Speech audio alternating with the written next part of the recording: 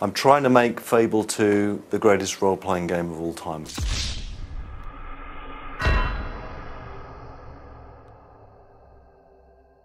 Today, I wanted to jump right into the important questions that demand answers, questions that plague my mind every day. Just what happened to the Fable franchise? For those who don't know, the Fable franchise was a game series that started in 2004 on the original Xbox and Windows. It was an infamous series for being overhyped by its creator, Peter Molyneux. Once, it was shoulder to shoulder with the greats. Now, its studio is shut down, its legacy forgotten. So just what happened to it? Well, the answer is more complicated than it appears at first glance, but like all good stories, we should start at the beginning and recognize some of its influences. Like most stories in the fantasy setting, Fable drew inspiration from the father of the modern fantasy genre, JRR Tolkien. While a game where you can get drunk and generally act like a crazy person might not seem like there's a lot of subtext under the surface, you might be surprised at some of the things you didn't notice, but your brain did. What do I mean by this? On its most basic level, Fable 1 enveloped you into a world. Despite its limited map size,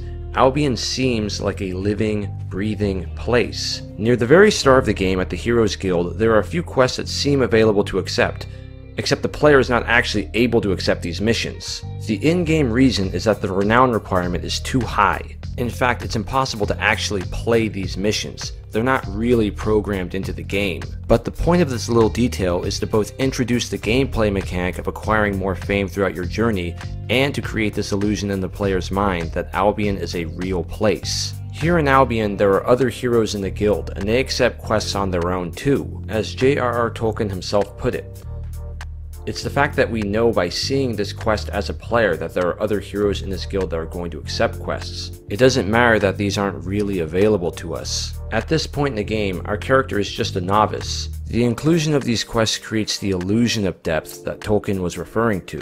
This small attention to detail in world building is something that none of the sequels would contain. Looking further into the inspirations the Fable franchise draws from J.R.R. Tolkien, we come across the theme of decline. One of the main themes of the Lord of the Rings saga is its medievalist worldview, a worldview fundamentally at odds with our current worldview today. This is a worldview that, whether the creators of Fable knew it consciously at the time or not, they were employing in the writing of Fable. When you watch the Olympics and you see some record set, it's with the understanding that someone, someday, will break that record.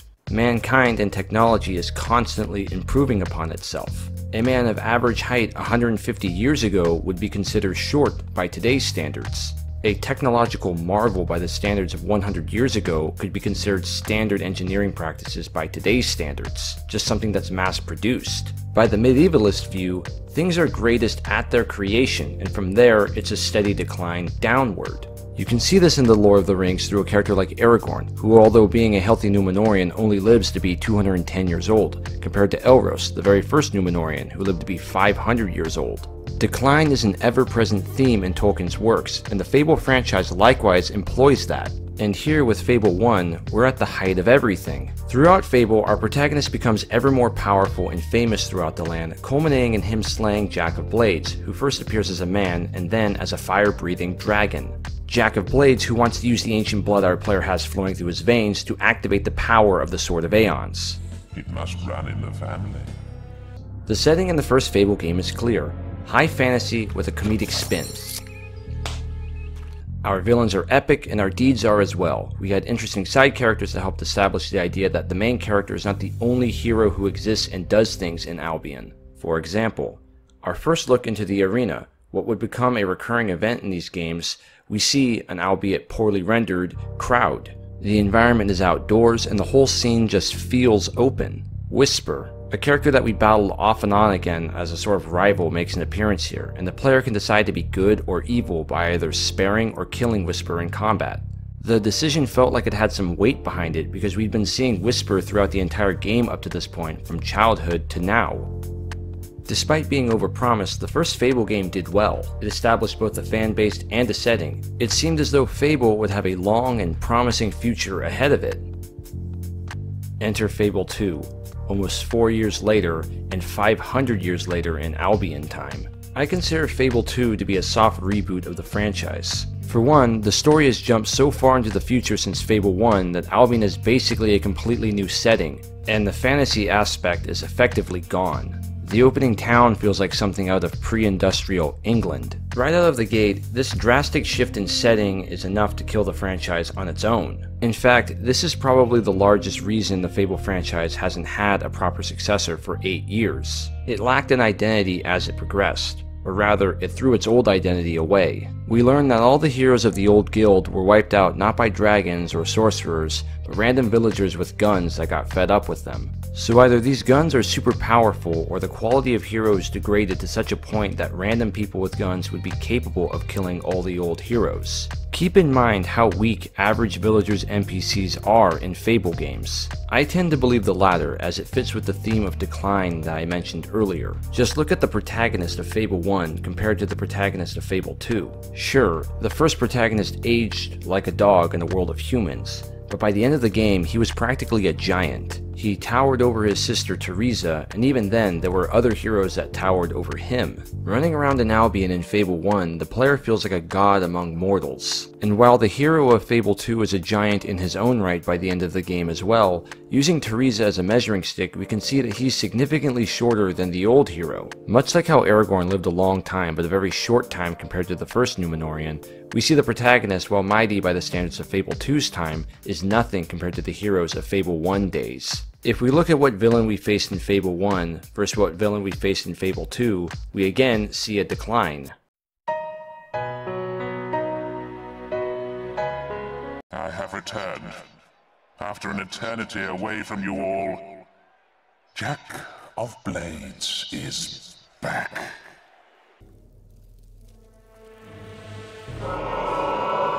Jack! Come. It isn't polite to leave without saying goodbye.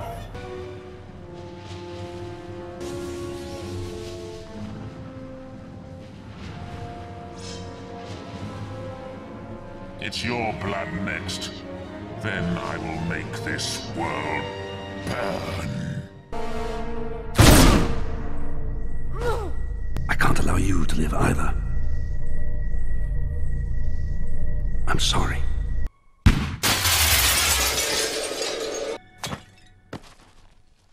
And so long as your heart continues to beat, all that I require of you is obedience. Now, sleep.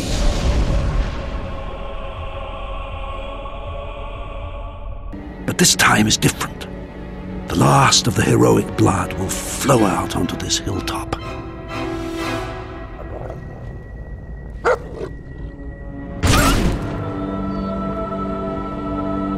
What are you fighting to protect?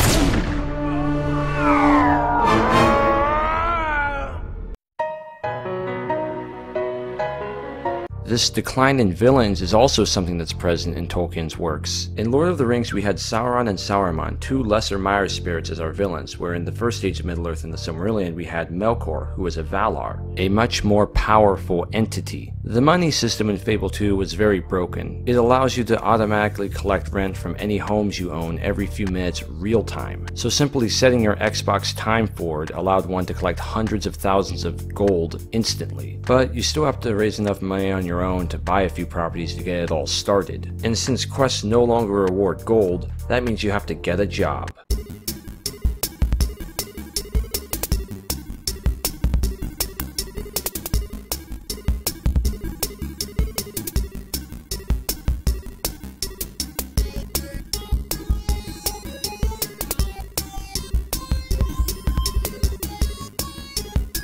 One eternity later.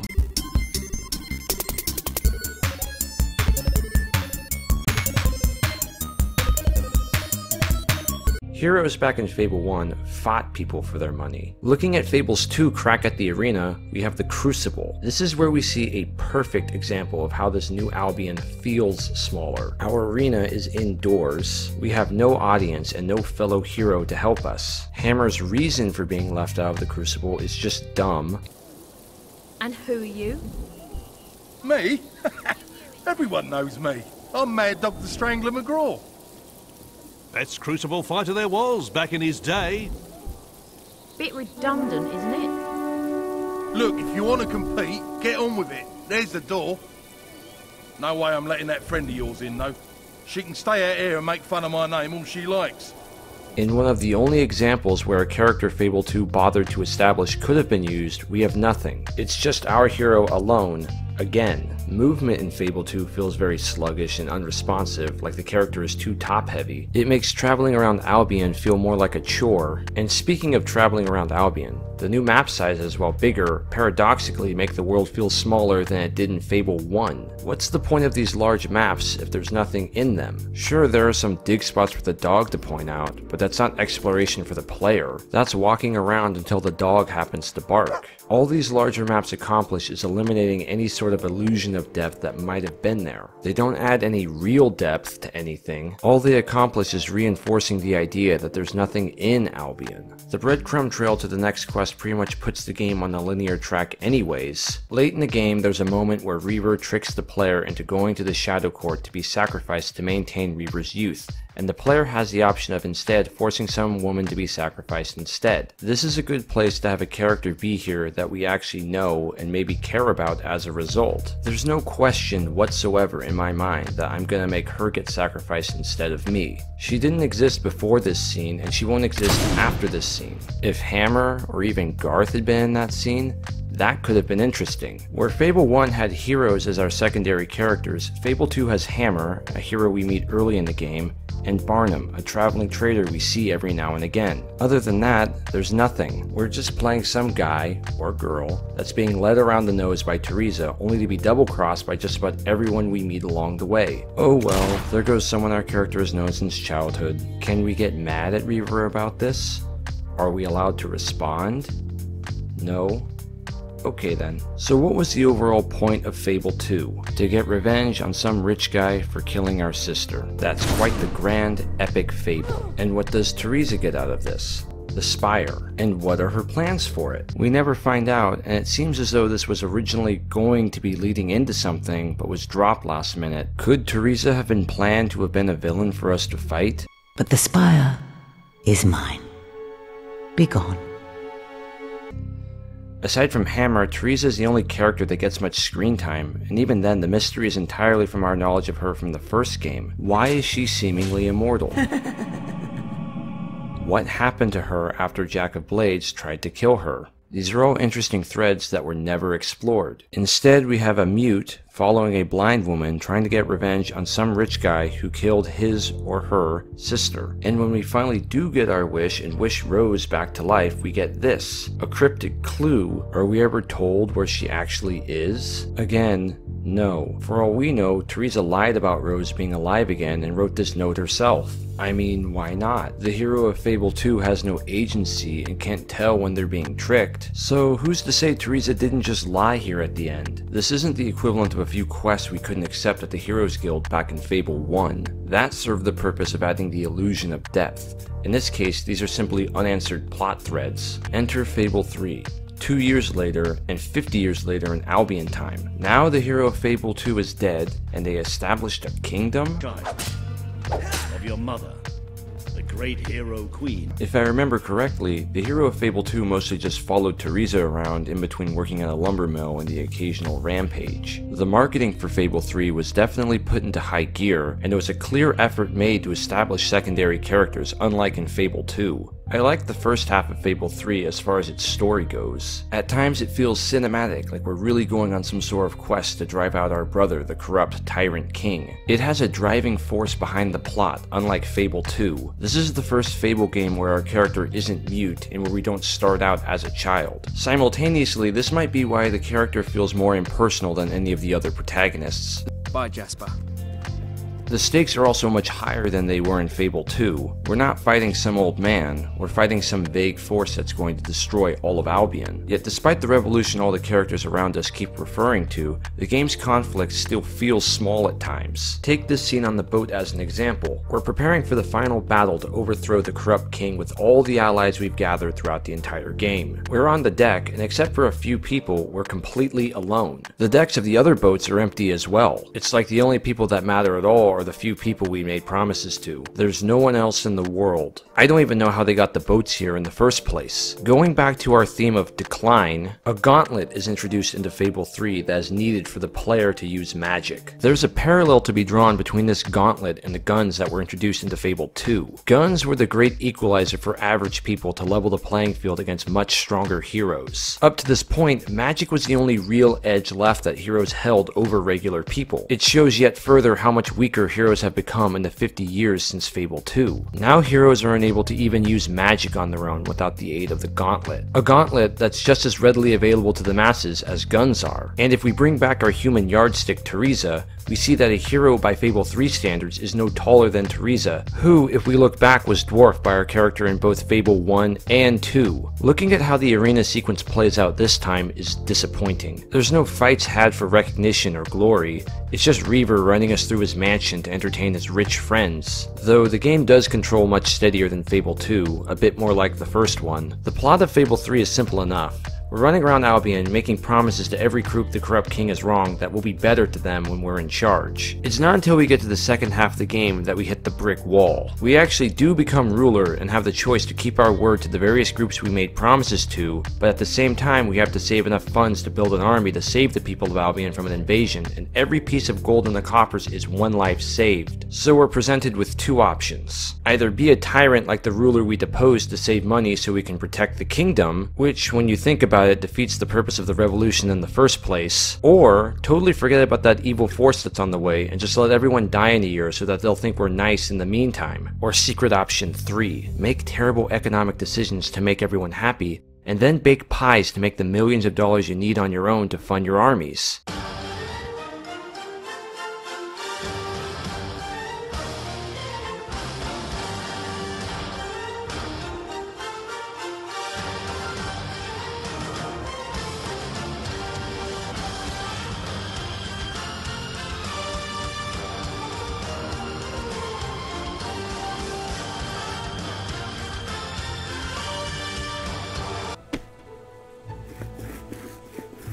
You can roll with the best of them.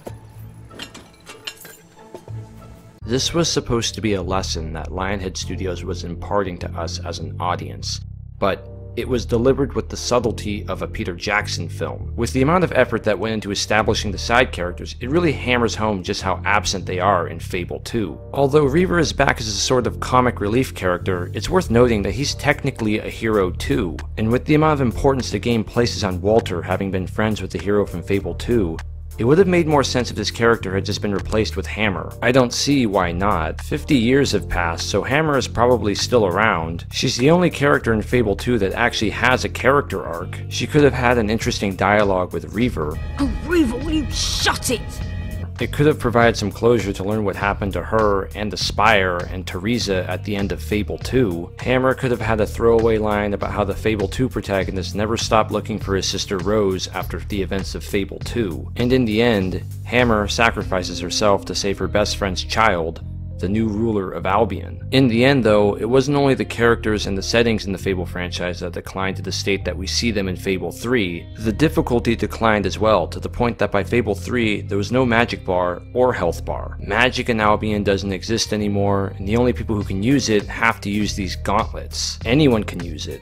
Random, untrained bandits can use it. If we look at Fable 3's successor, Fable Journey for the Kinect, we can see that some random dweller is able to use magic with the help of the gauntlets. The threat in Fable 1 was that Jack of Blades was going to harness the power in our blood to activate the Sword of Aeons. But as we can see, by Fable 3, the power of that blood is all but spent. We can't even cast magic now without the gauntlets. Our character by Fable 3 is really no more powerful than the average person. It wasn't only the character that declined in stature, the sense of scale declined as well. The features in the game declined, from the magic bar vanishing in Fable 2, to the health bar and renown system vanishing as well in Fable 3. The Fable franchise took the theme of decline and modernization via jumping forward in time too far. The game started in the Middle Ages and ended up in the Industrial Revolution. Any further forward and the name Fable itself becomes a misnomer, as the game takes place in modern day London. Going back to my comparison with the Lord of the Rings saga, Lord of the Rings ended after Return of the King. It didn't continue on until all the elves were already gone and Middle-earth resembled modern-day England. Fable did, however. Peter Molyneux himself lamented the time skips as being one of his biggest regrets regarding the series. If we look at the now cancelled Fable Legends project that was coming out for the Xbox One, we can see that the game was planned to be set before the events of Fable 1. And if anyone ever does take up the Fable franchise again, my guess would be that they make it about fables. It is a shame what happened to this series. While I don't think it compares to the Witcher or Elder Scrolls series, I do think it had its own niche. I'd hate to see it become a clone of either of those two series, but a skip back to its roots wouldn't be a bad idea either.